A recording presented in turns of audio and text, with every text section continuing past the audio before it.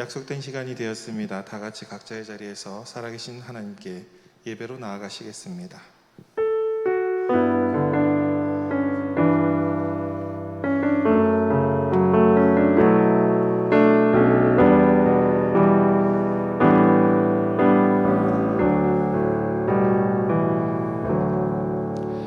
아버지께 참되게 예배하는 자들은 영과 진리로 예배할 때가 오나니 곧 이때라. 아버지께서는 자기에게 이렇게 예배하는 자들을 찾으시느니라. 하나님은 영이시니 예배하는 자가 영과 진리로 예배할지니라. 예배 받으시기에 합당하신 하나님께 사도신경으로 우리의 신앙을 고백하겠습니다. 나는 전능하신 아버지 하나님 천지의 창조주를 믿습니다. 나는 그의 유일하신 아들 우리 주 예수 그리스도를 믿습니다. 그는 성령으로 잉태되어 동정녀 마리아에게서 나시고 본디오 빌라도에게 고난을 받아 십자가에 못 박혀 죽으시고 장사된 지 사흘 만에 죽은 자 가운데서 다시 살아나셨으며 하늘에 오르시어 전능하신 아버지 하나님 우편에 앉아 계시다가 거기로부터 살아있는 자와 죽은 자를 심판하러 오십니다. 나는 성령을 믿으며 거룩한 공교회와 성도의 교제와 죄를 용서받는 것과 몸의 부활과 영생을 믿습니다. 아멘.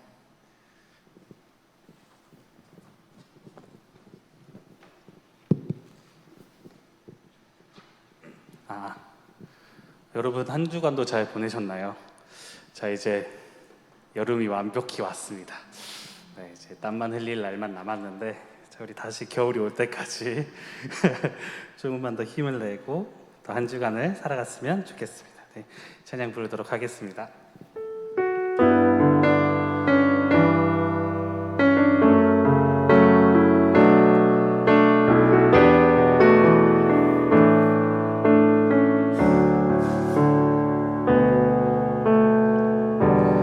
나의 소망 되신 주를 바라봅니다.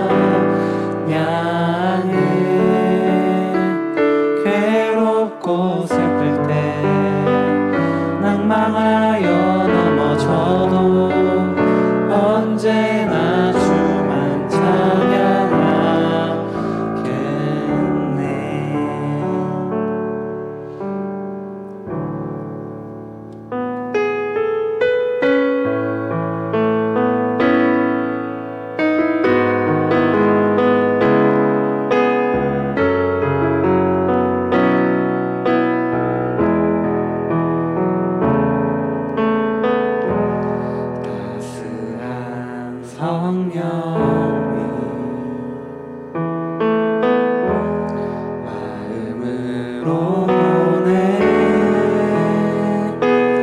내 몸을 감싸며 주어지는 평안함 만족함을 느끼네 사랑과 진리에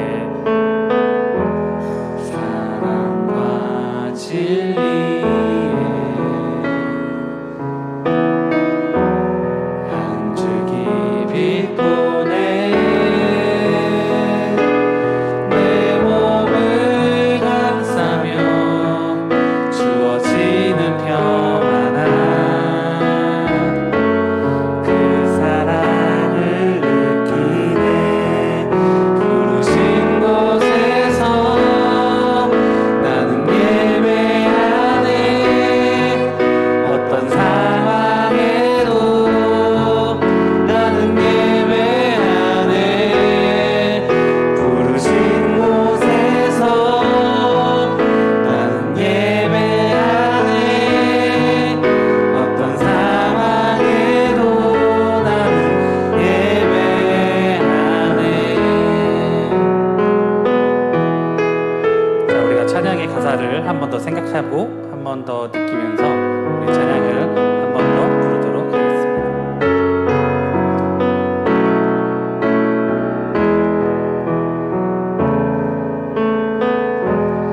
따스한 성령님 마음으로 보내 내 몸을 감싸며 주어지는 평안함 만족함을 느끼네 부르신 곳에서 나는 예배하네 어떤 상황에도 나는 예배하네 부르신 곳에서 나는 예배하네 어떤 상황에도 한 번 더 찬양하도록 하겠습니다. 부르신 곳에서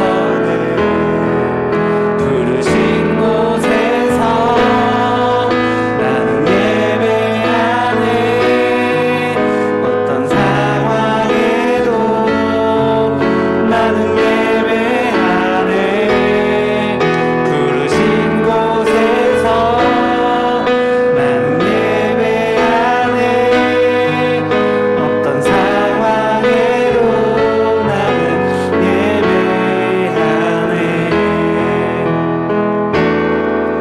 내가 걸어갈 때 길이 되고 살아갈 때 삶이 되는 그곳에서 예배하네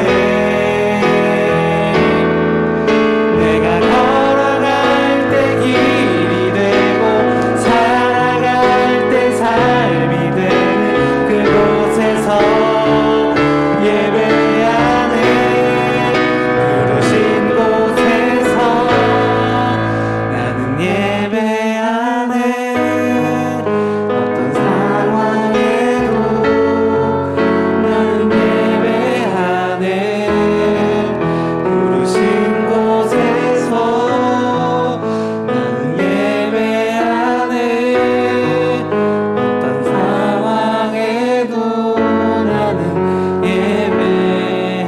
예배하네 자, 우리 기도로 한 번 더 나아가도록 할 텐데요. 불렀던 찬양처럼 여러분들이 지금 어디에 있든지 어떤 상황에 있든지 혹은 어느 곳에 있든지 그런 것들이 중요한 게 아닌 오로지 예배를 드리고 또 예배로 회복되기 원한다고 우리 한 번 더 기도하면서 나아가도록 하겠습니다. 하나님 아버지 감사합니다. 이렇게 나와서 찬양을 해주시니 지금 저희가 처한 이 상황과 그것들이 회복되지 못하고 돌아오지 못하는 문제들과 여러 마음의 문제들을 생각해보지만 지금 저희가 좀 중요시 생각해야 되고 중요시 여겨야 할 예배를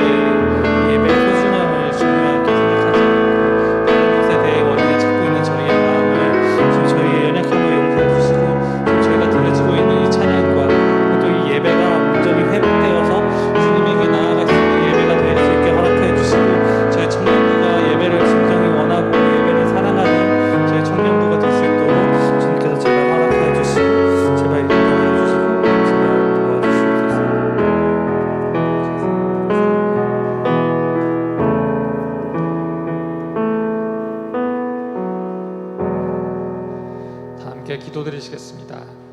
언제나 사랑이 많으신 주님 은혜를 감사드립니다. 지난 한 주간의 삶 속에서도 저희 청년들의 삶을 지켜주시고 오늘 이 자리에 나와 또 각자의 자리에서 주님께 예배드릴 수 있게 해주심에 감사드립니다. 주님, 저희 지난 한 주간의 삶 속에서 주님과 멀어진 모습들 많이 있었습니다. 마치 주님이 우리 삶에 없는 것처럼 우리 삶을 스스로 계획하고 그러다가 많이 염려하고 또 이웃들을 대할 때 주님의 자녀답지 못한 모습들 많았습니다.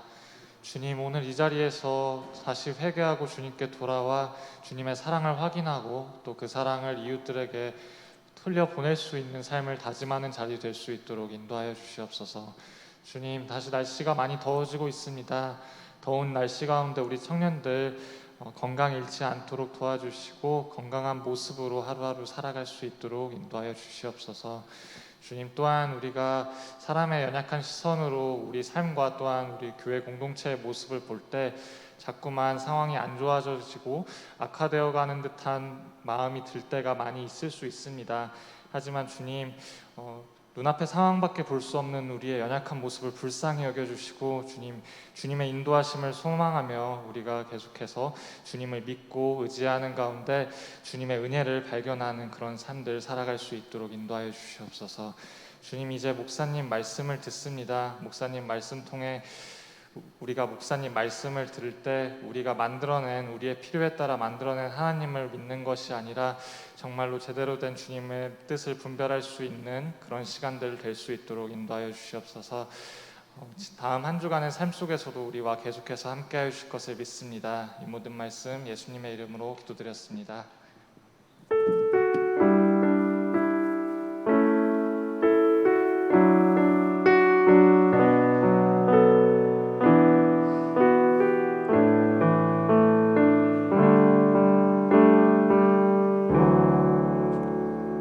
서로를 향해 두 손 쭉 뻗고 우리 축복하는 시간 가지도록 하겠습니다.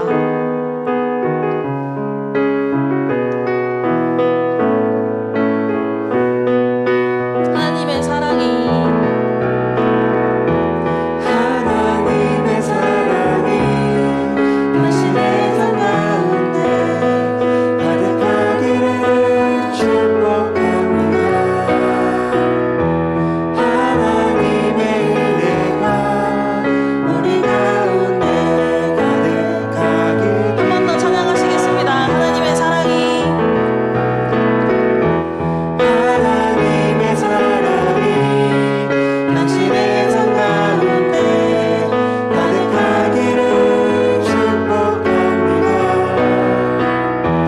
하나님의 은혜가 우리 가운데 가득하기를 기도합니다. 하나님의 은혜가 우리 가운데 가득하길 기도하겠습니다. 청년부 광고 할게요. 청년부 예배는 12시 50분에 온라인, 오프라인 동시에 송출되고 있습니다. 마이크가 거의 숨소리까지 나오는데요. 그 온라인, 오프라인에서 동시에 송출되고 있기 때문에 하나님과 약속된 시간을 내어서 시간이 나서가 아니라 시간이 내어서 예배를 드리는 우리 청년부가 되었으면 좋겠고요. 그리고 이제 목요기도의 광고인데요. 목요기도의 간식은 아직 발송이 되지 않았습니다. 여러분이 오지 않아도 저는 슬프지 않습니다. 네, 슬프지는 않지만 우리 함께 서로를 위해서 중보할 수 있는 시간이 있었으면 좋겠어요. 그래서 줌으로 함께 기도를 드렸으면 좋겠는데요. 줌이 어색하고 불편할 수 있기 때문에 줌이 아니더라도 각자의 자리에서 기도 드렸으면 좋겠습니다. 목요일에 저녁 8시 30분에 청년부의 목요기도회는 진행이 되고요. 청년부를 위해서, 청년부의 예배를 위해서 우리 함께 기도해 주셨으면 좋겠습니다. 네, 감사합니다.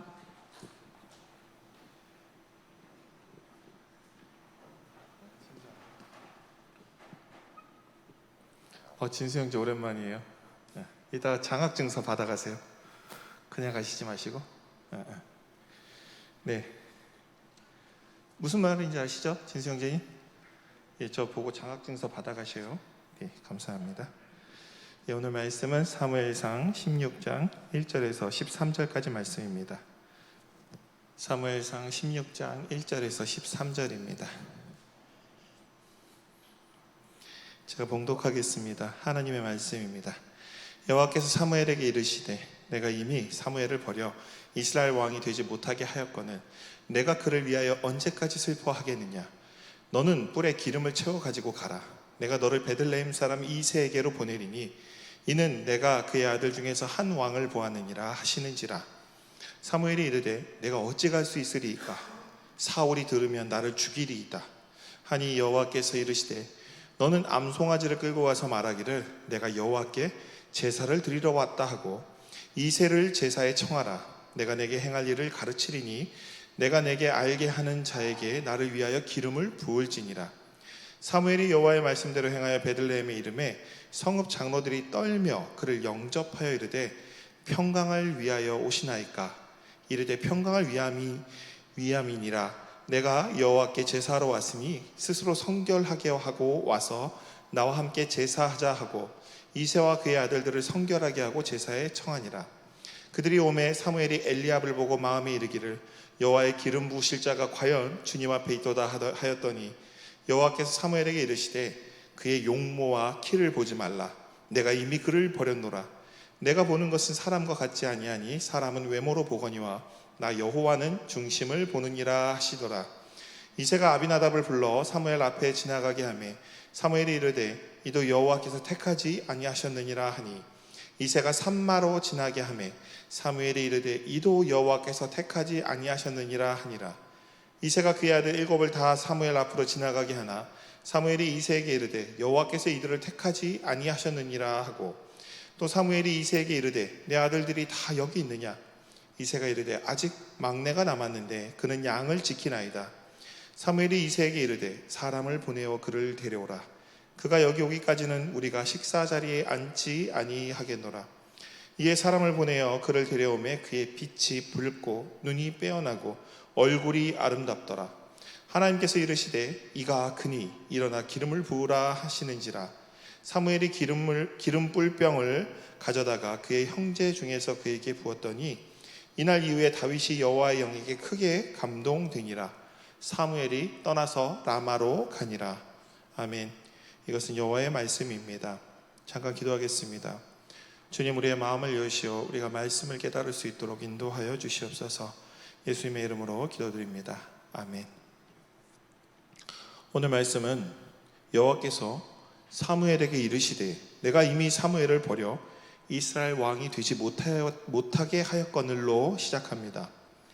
그렇다면 사울은 여기서 바로 왕의 자리에서 물러났는가? 그렇지 않습니다.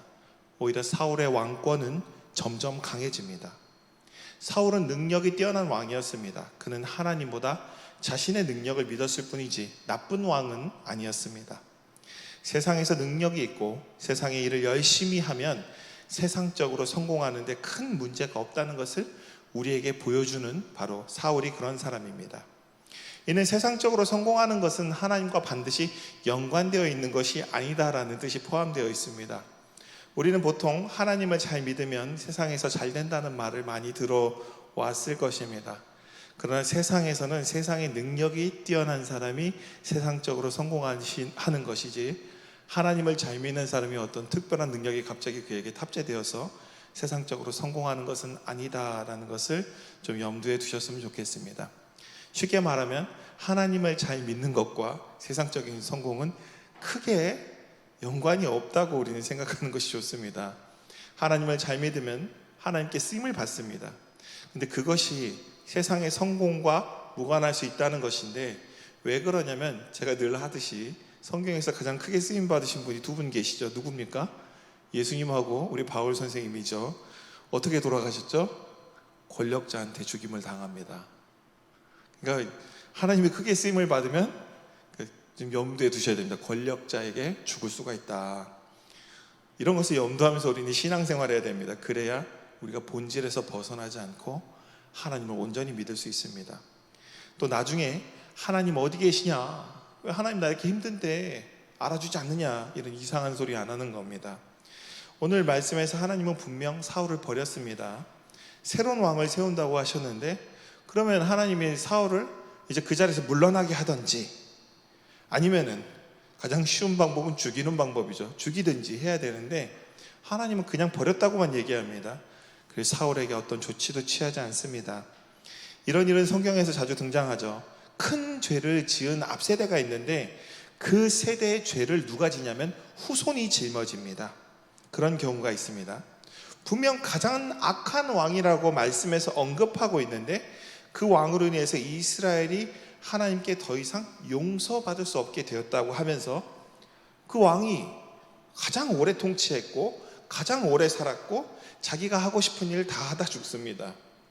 성경에서는 어떤 기상천외하고 신비적이며 감히 상상할 수 없는 심판이 당장 일어나는 일이 쉽게 잘 나타나지 않습니다.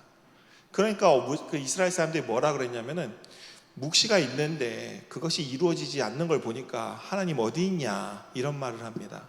이게 실제로 예언서에 나와 있는 말들이고 이스라엘 사람들이 하는 말입니다. 야 선지자들아 니네들이 묵시가 임한다며 하나님 심판이 온다며 그 도대체 언제 오는데 그만큼 하나님은 이렇게 뭐냐면 뭐 이렇게 기도했다고 해서 갑자기 확 이루어지거나 기도했다고 해서 그것이 확 나타나지 않는다는 겁니다. 그래서 이게 이번 주일 이런 게 있죠. 우리가 이는 주일날 누군가가 예배 안 드리고 등산에 갔는데 벼락 맞아서 죽었다고 해서 그것이 하나님의 심판이라고 말할 수 없다는 것입니다. 실제로 제가 이전 교회에서 어떤 권사님께서 정말로 주일날 북한산에 올라가셨다가 벼락에 맞아서 돌아가셨습니다. 근데 그게 하나님이 주일날 예배 안 드리고 빼먹고 등산 갔기 때문에 심판을 내린 것인가? 그렇지 않다는 겁니다. 왜냐하면 주일날 예배 안 드렸다고 벼락 맞아서 죽을 거라면 진짜 이 땅에 안 믿는 사람들을 위해서 하나님께서 토로를 보내서 집집마다 번개를 다 때려야 됩니다. 그렇지 않습니까? 주일날 등산 간 사람이 벼락 맞아서 그게 하나님의 심판이면은 진짜 하나님은 진짜 이 사방팔방 토르를 막 보내가지고 사방에 번개를 뿌려댈 겁니다. 그런 말은 틀린 말입니다. 근데 이상하게 우리는 그런 말을 잘 믿고 그런 말을 잘 현혹됩니다. 그리고 그런 말을 들으면 왠지 막 교회가 무서워 이게 예배 막 안 빠지려고 막 그러죠. 근데 그러지 않았으면 좋겠습니다. 예배를 드리지 말라는 뜻이 아니고 마음속에 하나님이 두려워하는 마음이 그런 마음이 아니었으면 좋겠습니다. 우리는 이 땅에서 개인에게 일어난 일들이 어떤 하나님과의 연관성을 자꾸 찾으려고 하는 경우가 있는데 생각보다 개인의 일에는 하나님께서 잘 관여하지 않으십니다. 여러분이 이 부분을 좀 명확하게 하셨으면 좋겠습니다. 하나님은 여러분 개인의 일에 깊숙하게 관여해서 실제로 기적을 일으키지 않으십니다. 왜냐하면 그렇게 되는 순간에 여러분을 편애하는 이상한 하나님이 되기 때문이에요. 어쨌든 사울은 하나님께 버림받았고 하나님을 떠나 살았지만 그는 40년을 꽉 채웠습니다. 40년 동안 왕을 했어요. 왕으로 40년간 통치했다는 것은 이스라엘 왕 중에 손꼽히게 오랜 기간을 통치한 왕이었습니다. 결국 그는 마지막에 비참한 최후를 맞이하게 되는데 이에 대해서도 심판이라고 하고 저도 지난주에 이를 심판이라고 했었습니다. 그런데 그보다 비참한 최후를 맞이하는 사울보다 착한 사람들이 얼마나 이 땅에 많은지 모릅니다. 그보다 악한 왕이지만 그냥 편하게 살다가 죽은 왕도 있고 그보다 선한 왕이지만 더 비참한 최후를 맞이하기도 합니다. 그렇기 때문에 우리는 어떤 이런 결과에 따라서 하나님의 벌과 연결해서 결론 지을 때 이게 상당히 왜곡되거나 틀릴 가능성이 많다는 겁니다. 랜덤한 좋은 결과를 신이 내린 은혜와 복으로 결론 짓는 것도 마찬가지입니다. 내가 막 기도하고 로또를 샀는데 맞았어. 근데 그게 하나님이 나에게 은혜를 주셨어. 그러더니 11조도 안 하고 그냥 먹고 어느 날 제가 땅을 샀는데 그 땅이 갑자기 100배가 올랐다. 하나님이 나에게 복을 주셔서 절대 그런 거 아니라는 겁니다. 여러분들 땅 투기한 것 때문에 하늘나라 가서 분명히 하나님이 책망하십니다. 무슨 말인지 아십니까? 여러분이 땅을 샀는데 그게 100배가 올라서 돈을 벌었으면 하나님은 분명히 여러분을 책망하실 거예요. 이야, 땅은 내 건데 왜 그거 갖고 투기해갖고 돈 벌어놓고 왜 그거 갖고 11조도 안 내고 서로 돈 갖고 싸우냐 이런 얘기 할지도 모릅니다. 혹시 그렇게 벌어서 얻은 땅을 가지고 여러분이 어려운 사람들을 위해서 집으로 내놓는다면 하나님이 또 봐줄지도 모르겠지만 안 그럴 거잖아요. 그렇죠? 안 그럴 거죠? 그렇죠? 로또 맞으면 얼마 정도 헌금할 생각이세요? 회장님, 로또 맞으면 얼마 헌금하실 거예요? 에? 계산해 놨어요? 얼마인지 지금 꼭 공개할 수는 없고. 후원하라고. 야, 뭐 이거 계획이 진짜 명확한데요. 예, 회장님 나중에 그거 적어서 저기 뭐냐 그 뭐지 우리 뭐 있더라 카톡방에 올려주세요. 어떻게 할 건지 우리 기도합시다. 예, 그렇습니다. 그래서 이게 보통 은혜와 복으로 결론 짓는 것도 마찬가지죠. 보통 알 수 없음이라고 보는 것이 좋습니다. 그래야 우리가 신앙적으로 건강해집니다. 그러면서 성경은 경고합니다. 뭘 경고하냐면 심판의 징조와 심판의 조짐, 그런 것들이 차곡차곡 쌓여 나가다 보면 결국 언젠가는 망하게 된다는 것이죠. 개인이나 공동체가 무너지는 것, 한 번에 무너지는 것은 아닙니다. 어떤 문제 하나가 공동체를 넘어뜨리는 것도 아니에요. 수많은 불안 요소들, 내부적으로나 외부적 요소들, 그런 것들이 여기저기 균열이 가도 이때에 무너지지 않고 다음 때에 무너질 수도 있는 겁니다. 그래서 빠져나가고 상하고 부서지면서 어느 순간, 그 순간도 잘 알 수가 없어요. 젠가를 해보시면 알죠. 젠가 하면은 이렇게 저렇게 버티는데 결국 어느 순간 무너지게 됩니다. 이때 무엇이 결정적인 이유라고 말하기가 어렵다는 것이 핵심이에요. 계획적으로 이렇게 뺀다고 해서 다음 사람한테 무너지는 게 아닙니다. 다음 사람은 더 계획적으로 잘 뺄 수도 있어요. 그러니까 무엇이 문제가 돼서 무너졌다라고 이야기하는 건 어렵다가 오늘 핵심입니다. 그래서 다시 처음으로 돌아갑니다. 이게 무슨 얘기 때문에 그러냐면 하나님이 사울을 버렸는데 그가 왕이 되지 못하게 했다고 했는데 오히려 사울의 왕권은 어땠다고요? 더 강해졌습니다. 그것 때문에 이렇게 길게 설명한 거예요. 여러분들이 세상에서 큰 잘못을 해도 이 땅에서 여러분이 심판을 받지 않을 수 있다는 겁니다. 오히려 그 일로 여러분이 영웅이 될 수도 있습니다. 그런 이야기였습니다. 사울이 하나님을 떠난 일로 인해서 사무엘은 슬퍼했습니다. 그리고 그런 사무엘에게 하나님이 가서 이렇게 얘기합니다. 내가 새로운 왕을 찾았다. 너는 뿔에 기름을 담아서 그에게 가서 머리에 부으라. 이 부분은 이전에 사울을 선택할 때와는 내용이 사뭇 다릅니다. 사울이 왕이 될 때는 이렇게 구체적으로 하나님이 설명하지 않았어요.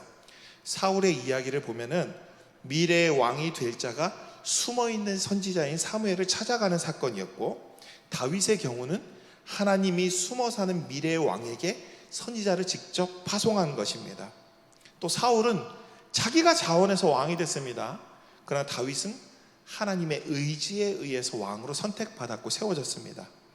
그렇게 하나님께서 다윗을 왕으로 기름 부었는데 하나님께서 선택받은 왕이라고 해서 갑자기 사울이 아까 얘기했죠.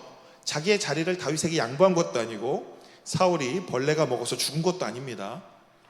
이제 정말 중요한 대목입니다. 하나님은 계기를 주시고 길을 열어주시지만 그 길을 걷는 것은 누굽니까? 우리 자신에게 있음을 우리는 잊어서는 안 됩니다. 하나님은 그때 그 길을 걸어갈 때 능력도 주십니다. 그러나 결국 그 능력도 있고 길도 다 열렸는데 가지 않으면 아무 소용도 없는 겁니다. 마지막에는 본인의 선택에 달려 있습니다. 오늘 하나님의 명령을 받은 사무엘도 마찬가지입니다. 하나님의 명령을 받았다고 해도 안 가면 그만입니다. 하나님, 나는 새로운 왕은 모르겠고요. 하나님, 저 사울을 혼내가지고 회개시켜서 다시 좋은 왕 만들어 봅시다. 이렇게 말할 수도 있습니다. 사무엘이 하나님의 뜻에 반대할 수도 있다는 것입니다. 그러나 사무엘은 지금까지 그랬듯이 역시 하나님의 뜻에 순종하는 사람이었고 사무엘은 다윗에게 가는 선택을 합니다.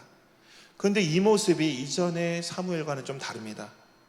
예전에는 용맹하고 자신감이 넘쳤고 하나님의 제사장으로 왕 앞에서도 해야 할 말을 다 했습니다. 선지자로 할 말을 다 했던 사무엘은 이제 없습니다. 갑자기 죽을까 봐 두려워하는 사무엘이 오늘 말씀에 나타납니다.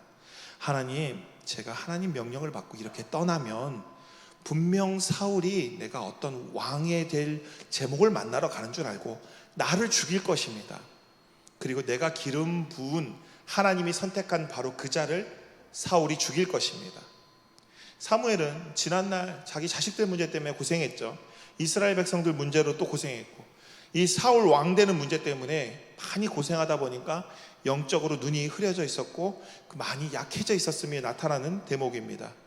이전과 같았으면 이런 식으로 사무엘은 묻지 않습니다. 이렇게 얘기합니다. 주여 말씀하시옵소서. 내가 듣겠나이다. 주님이 하시는 뜻이라면은 내가 무엇이든 하겠사옵니다. 이렇게 얘기했을 겁니다.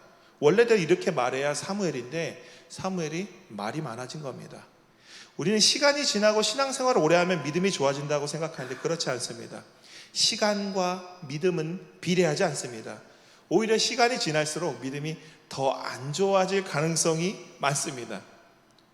오래 살면서 오래 믿음 생활하는 게 오히려 그 사람에게 독이 될 수가 있습니다. 막 제가 예전에 한참 기도할 때 뭐였냐면 막 은혜 받고 뜨거운 날 무슨 생각을 했냐면 오늘 딱 죽으면 천국 갈 수 있을 것 같은데. 여러분도 그런 생각 든 적 없으십니까? 오늘 죽으면 천국 갈 수 있을 것 같은데. 근데 저는 오늘은 안 될 것 같아요. 제가 오늘은 안 될 것 같아요. 오늘은 막 은혜 넘치는 날이 아니라서 약간 애매한데.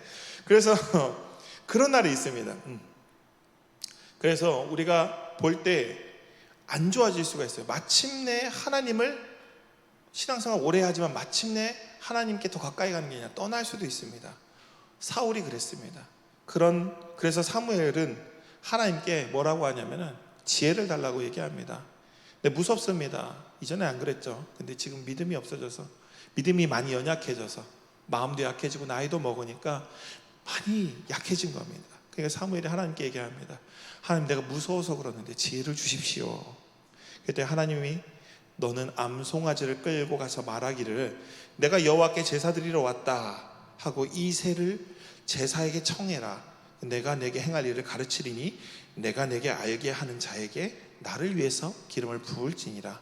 하나님이 시작부터 끝까지 내가 다 해줄 테니까 너는 내가 시키는 대로만 해라. 걱정하지 말고.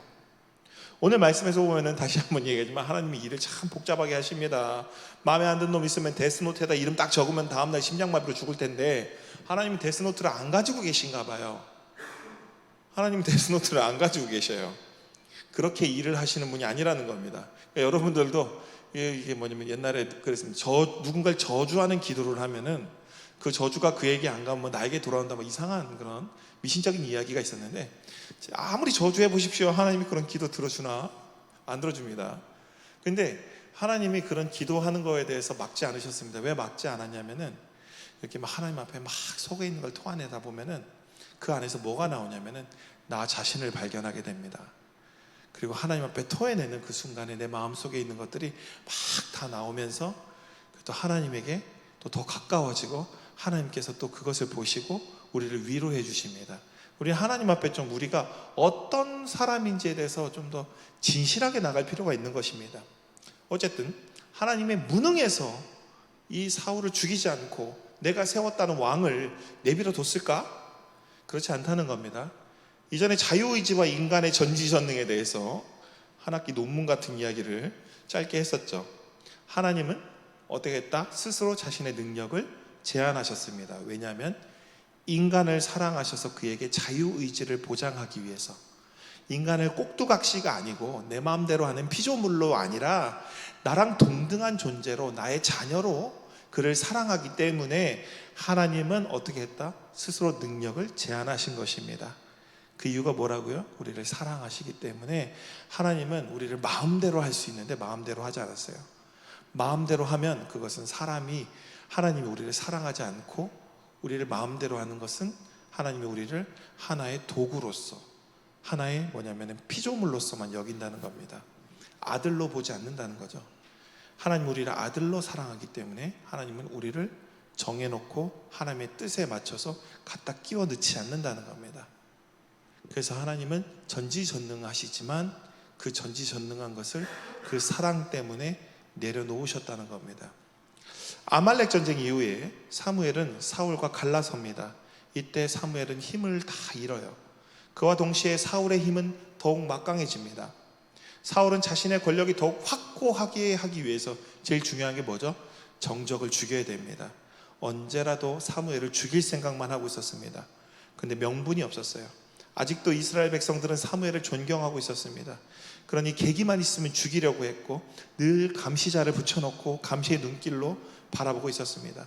그런 상황 속에서 하나님은 사무엘에게 새로운 왕에게 기름을 부으라고 지시하셨고 방법까지 일러주셨습니다. 이게 꿈속에서 자다가 아리까리하게 환상으로 보여준 것이 아니라 친히 음성으로 방법을 일러주셨습니다. 이와 같은 사건이 기록된 것은 분명히 성경에서 이 성경의 기자가 다윗이 얼마나 특별한 사람인지를 강조하기 위한 문학적인 장치라고 보면 좋을 것 같습니다. 새롭게 선출된 이스라엘의 왕은 그 다윗은 그만큼 특별한 왕이라고 강조하는 것입니다. 한때는 나라의 최고 권력자였던 사무엘이 베들레헴에 제사를 드리러 왔을 때 이 당시 때 베들레헴 사람들은 사무엘을 반기지 않았습니다. 뭐 때문에 오셨습니까? 오늘 말씀에 나오죠. 평화를 위해 오신 거 맞습니까? 당신 우리가 받아들이면 우리가 사울에게 죽지 않겠습니까?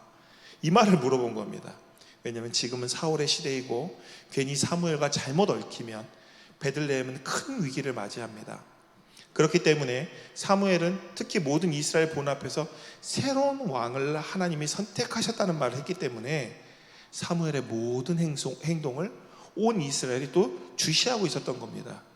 그런 분위기 속에서 사무엘은 베들레헴에 제사를 드리러 온 것입니다. 베들레헴 하면 생각나는 게 있죠.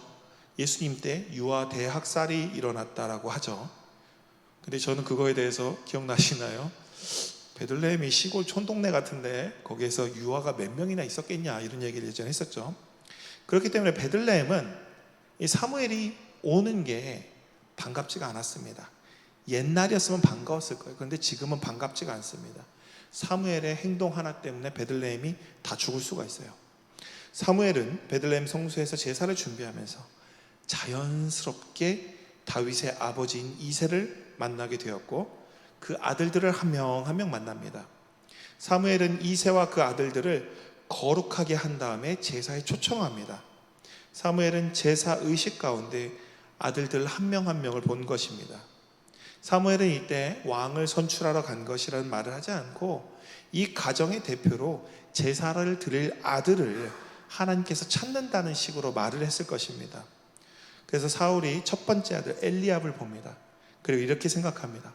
와, 여호와께서 기름 부으실 자가 바로 주님 앞에 있습니다. 사무엘의 기준에서 엘리압은 사울과 같이 외모가 뛰어나고 키도 큰 청년이었습니다.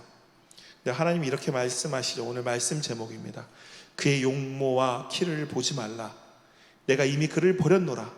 내가 보는 것은 사람과 같지 아니하니 사람은 외모를 보거니와 나 여호와는 중심을 보느니라. 이미 그 중심을 보시고 그 안에 사울과 같은 제목임을 하나님께서 아셨습니다. 여기 사무엘은 아직도 사울에 대해서 미련을 못 버린 겁니다. 그러니까 사무엘 같이 생긴 사람을 보니까 저 사람이 바로 왕이야. 키 크지, 잘생겼지, 똑똑해 보이지, 멋있지, 능력도 있어. 그런 사무엘의 마음까지도 보시고 하나님께서는 이렇게 말씀하셨습니다. 다시 돌아가 보면 이전의 왕은 뭘로 뽑았냐면 외모로 뽑은 왕이었습니다. 그러나 이제 하나님께서 뽑을 왕은 그 중에 중심을 보고 뽑을 왕이었습니다. 이는 이전에는 가장 뛰어난 사람, 공부 잘하고 시험 잘 보고 그래서 좋은 대학 나오고 여러 가지 스펙을 잘 쌓았고 엑셀도 잘해야 됩니다. 무슨 말인지 아시는 사람은 알 거예요. 엑셀을 잘해야 됩니다. 통치를 국가를 잘 경영하고 운영하는 다음 차세대 국회의원은 엑셀을 잘해야 돼요. 알아듣는 사람은 알아듣으세요. 근데 못하는 일이 없는 능력이 뛰어난 사람을 왕으로 세웠다면 이제 앞으로 세울 왕은 이런 시험으로 뽑는 왕이 아닙니다. 그 중심을 하나님께서 보고 세우신다는 겁니다. 우리 이 땅에 살면서 속으면 안 되는 것이 있는데 세상에서 크게 쓰임받는 사람을 하나님께서 쓰지 않을 수가 있습니다. 세상에서 전혀 쓰임을 받지 못하는 사람이지만 하나님께서 크게 사용한 사람이 있습니다. 우리는 부자와 나사로의 이야기를 알고 있습니다. 부자는 세상적으로 성공한 사람이고 나사로는 때만 되면 죽지도 않고 돌아오는 거지입니다. 죽지도 않고 또 돌아오는 거지예요. 그런데 하나님은 나사로를 통해 부자를 시험하십니다. 나사로는 하나님의 사자였습니다. 하나님의 형상이었고 하나님이었습니다. 부자가 하나님의 뜻에 순종하여 말씀을 지키는지 확인하기 위해서 보낸 하나님의 사자가 나사로였습니다. 하나님은 사울키즈라고 하죠. 이런 말 많이 쓰는데 사울키즈인 엘리압이 너무 마음에 안 들었습니다. 그런 사울키즈의 정신 팔린 사무엘을 보니까 아주 뿔딱지가 났습니다. 그냥 뭐라고 했냐면 쟤는 내가 버렸어. 쟤는 안 돼. 바로 통과야. 화를 내십니다. 그 이후 둘째 아들 아비나답이 지나가는데 사무엘은 말합니다. 이도 여호와께서 택하지 않았다. 이제 버렸다는 얘기는 안 해요. 하나님이 택하지 않았다. 그러면서 7명의 아들이 다 지나갑니다. 하나님은 그 7명의 아들들 다 똑똑하고 잘나고 멋있는 아들인데 선택하지 않아요. 사무엘이 물어봅니다. 이세, 당신의 아들은 7명이 전부입니까? 이세가 이렇게 얘기합니다. 아직 막내가 남아 있습니다. 이는 양을 지키나이다. 막내가 남아 있는데, 이 막내의 실제 뜻은 무슨 말이냐면 작은 자라는 뜻을 가지고 있습니다.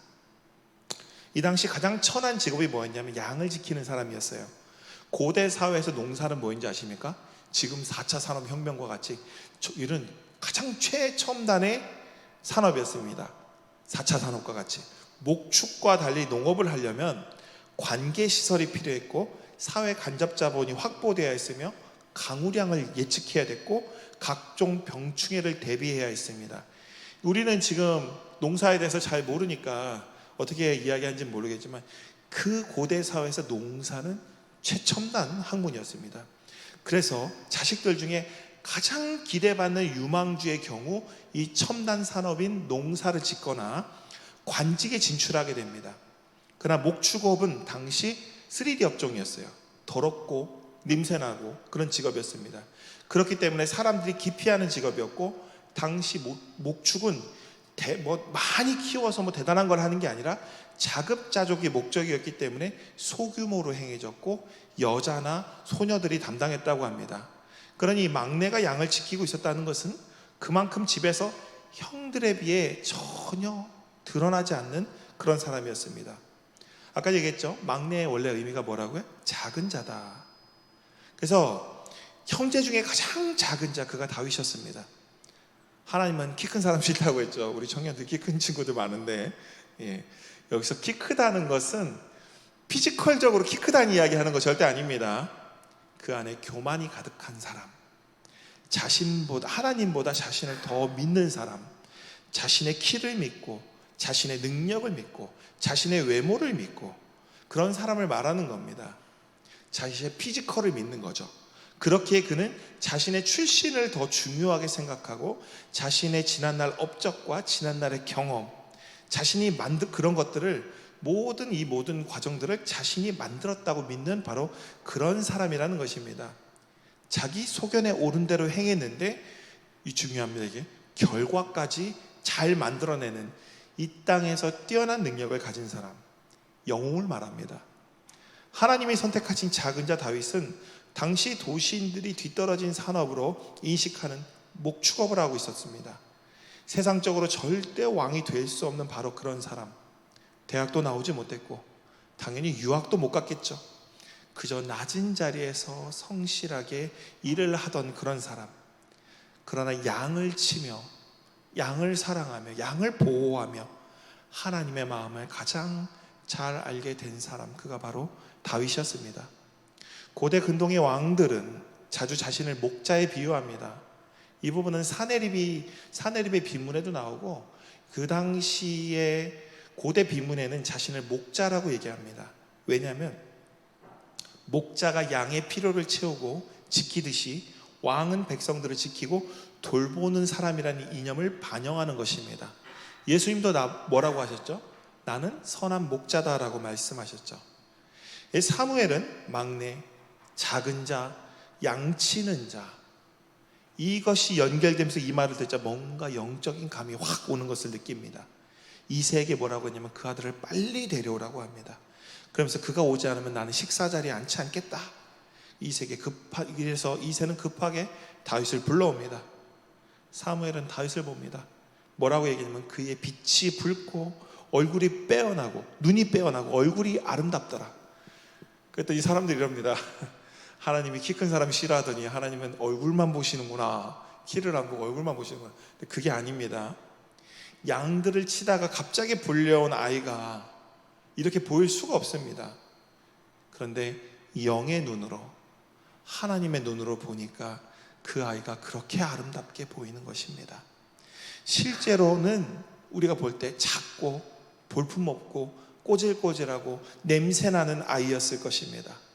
그런데 그 아이를 영의 눈으로 보고 그 중심을 보니 그 아이가 빛나는 보석으로 보이는 겁니다. 제가 그래서 가끔 여러분들을 볼 때 그런 빛나는 보석으로 보일 때가 있습니다. 그렇게 넋놓고 있을 때 하나님의 음성이 들립니다. 이가 그니 일어나 기름을 부으라. 저도 오늘부터 좀 이렇게 참기름이라도 담고 다니다 여러분들한테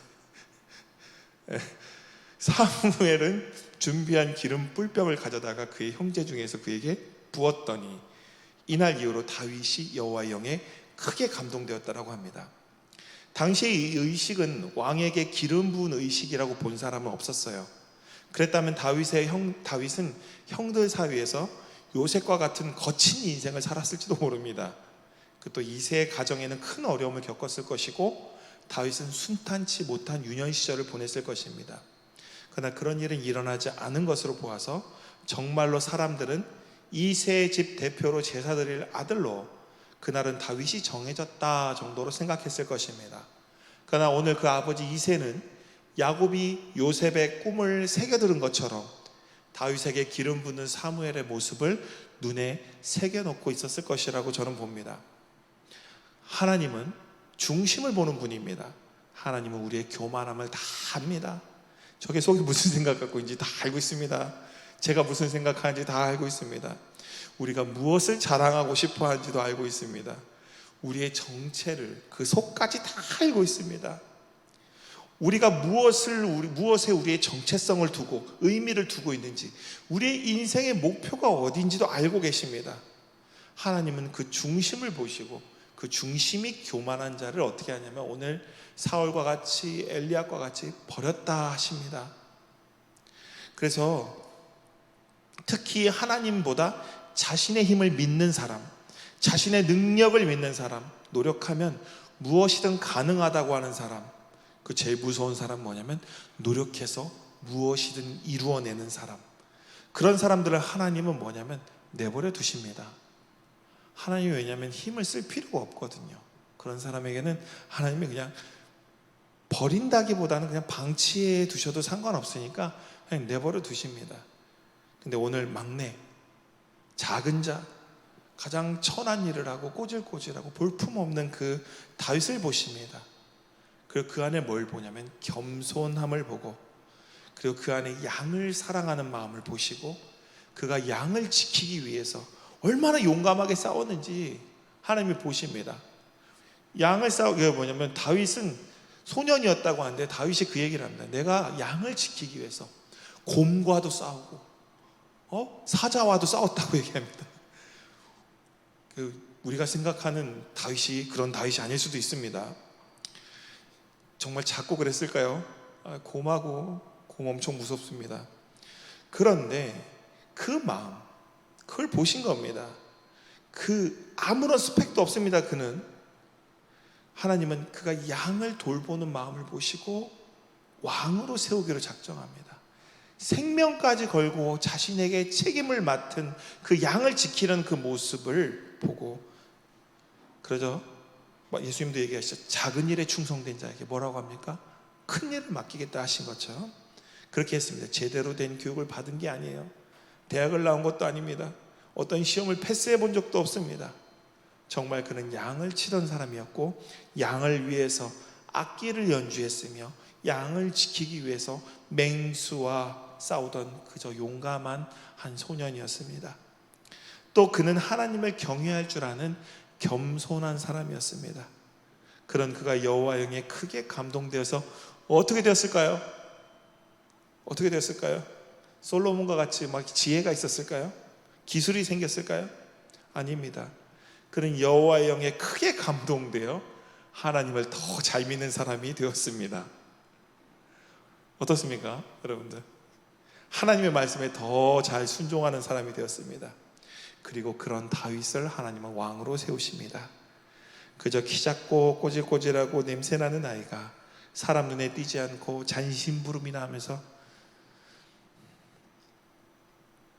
천한 일을 하던 그가 여호와의 영이 감동되자 그의 빛이 붉고 눈이 빼어나며 얼굴이 아름다운 아이가 되었습니다. 사무엘이 그 마음에 품었던 이 상황의 모습을 버리고 사울을 버리고 엘리압을 버리자 그 눈에 중심이 보이고 다윗을 보았을 때 정말 아름다운 보석을 보는 것처럼 보았습니다. 하나님께서도 오늘 우리에게 사울과 엘리압이 가지고 있는 그 키를 버리라고 하십니다. 그 큰 키와 그 잘난 외모와 그 뛰어난 능력을 내려놓으라 하십니다. 그렇지 않으면 오늘 하나님께서 얘기합니다. 내가 너를 버리겠다. 왜냐면 넌 내가 쓰지 않아도 알아서 잘 살 거니까 내버려 두신다는 겁니다. 그 중심을 보신 하나님, 오늘도 겸손한 자를 찾으시고 그를 통해서 일하시고자 합니다. 역대하 16장 9절 자주 인용하는 말씀인데, 여호와의 눈은 온 땅을 두루 감찰하사 전심으로 자기를 향하는 자들을 위해서 능력을 베푸시나니, 하나님께서는 오늘도 전심으로 하나님께 향하고 하나님을 경외하고 겸손하고 작은 자를 찾으십니다. 하나님은 오늘 우리의 중심을 보시고 우리를 버릴지 아니면 주어다가 다윗과 같이 세워서 왕으로 사용하실지 고민하고 계십니다.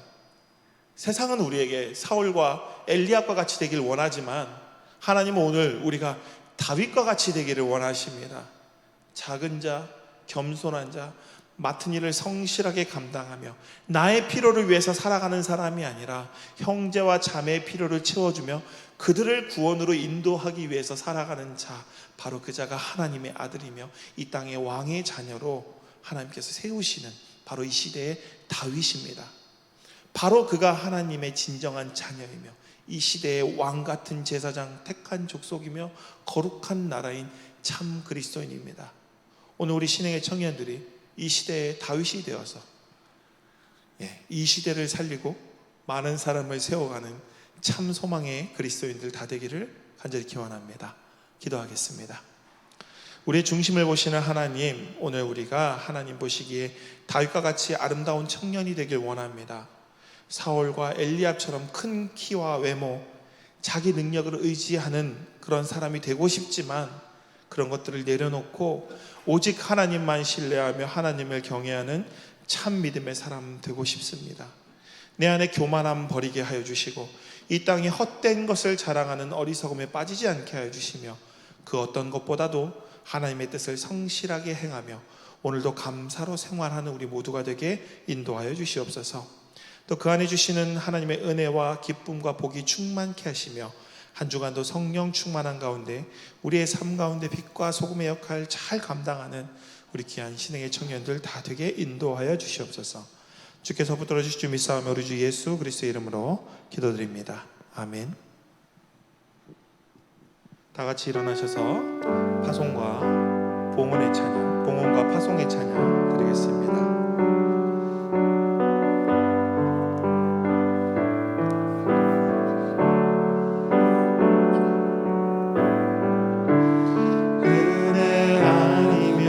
살아갈 수가 없네. 호흡마저도 다 주의 것이니 세상 평안과 위로 내게 없어도 예수, 오직 예수뿐이네.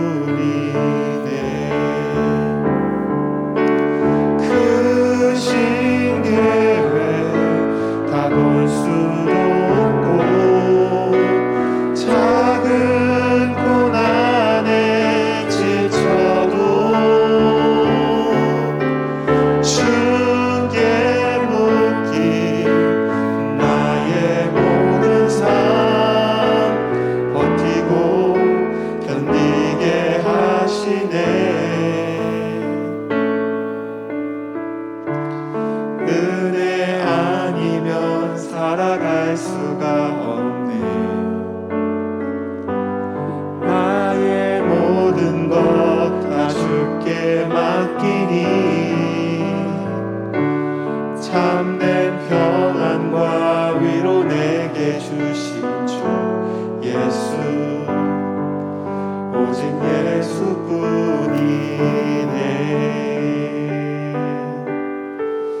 예수뿐이네. 기도하겠습니다. 하나님 감사합니다. 주님의 사랑하는 청년들이 주님 앞에 귀한 예물을 가지고 나왔습니다. 이 예물이 사용되는 곳마다 그곳에 하나님 나라가 이루어질 수 있도록 인도하여 주시고 우리 청년들이 자기 자신만을 위해서 살아가는 것이 아니라 형제와 자매를 위하여 이 땅에 살아가는 많은 사람들, 주님을 알지 못하며 소외되고 눈물과 고통 가운데 살아가는 이들과 함께 나누며 그들을 세우며 살리는 일에 힘쓰는 우리 귀한 청년들 다 될 수 있도록 인도하여 주시옵소서. 주님께서 그 마음을 갖는 우리 청년들 오늘 다윗과 같이 세워주시고 주님 그들에게 여호와의 영으로 충만케 하시고 능력을 더하여 주셔서 그들이 가는 길과 걸음마다 주님 인도하여 주시어 그들의 삶이 평탄케 하여 주시며 그들 앞에 있는 모든 일들 넉넉히 감당함으로 나아갈 때 마침내 하나님께 칭찬받는 우리 청년들 다 될 수 있도록 인도하여 주시옵소서. 이제는 우리 주 예수 그리스도의 은혜와 아버지 하나님의 크신 사랑과 성령의 감화 감동 역사 충만하심이 이 땅에서 온전히 작고 겸손한 자이지만 하나님을 믿는 믿음만은 그 어떤 사람보다 더 크기로 더 확실히 하기로 다짐하는 우리 청년들 머리 위에 이제로부터 영원토록 함께 하시기를 간절히 축원하옵나이다. 아멘.